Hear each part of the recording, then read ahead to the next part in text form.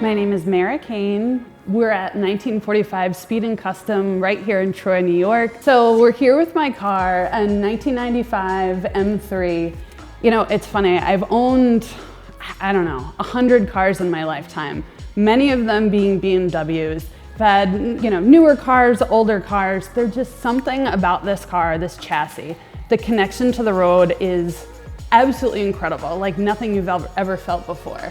I bought this car just about 8 years ago from my brother.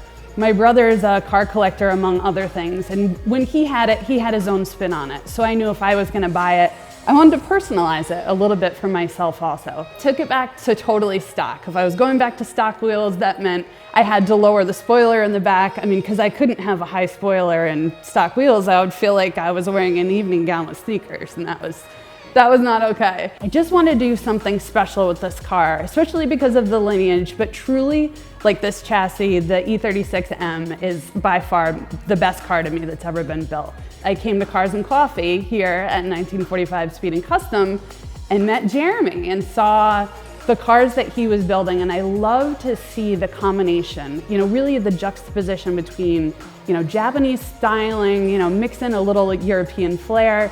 And then all of a sudden, I just knew I could see the car done, and it literally was still stock. Like I could just picture what I wanted it to become someday. And it wasn't until this one day he said, "Oh, you're gonna love these. I found, check these out, MOMO Heritage wheels."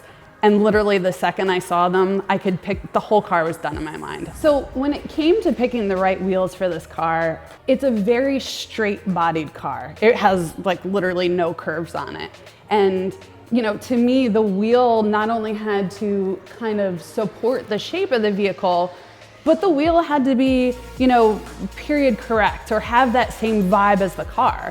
It being a 95, it came out right when I was starting to drive myself. My first car was an old BMW, and I like anything from that era that, just feels right. I mean, heck, I think even back then I had like the MOMO seatbelt pad at the time because I felt very authentic in it. And when it came to building this car and putting all the components together, they had to support what the car is inherently itself. The car gets done. I'm so excited to be able to take it out because it looks, just as good as I had ever hoped it to be. And then I hear him say, "I scheduled you a photo shoot for the car." Like, oh, really? Like, oh my goodness, I've never had a photo shoot. I mean, I can take a gazillion pictures of it with my iPhone, but to have something special like that meant everything. And then he goes on to say, or maybe I overheard, that the photo shoot was going to be done at the Empire State Plaza, which is literally like my favorite place in the world. It's iconic. I mean, the egg, the buildings, it's the capital of New York State.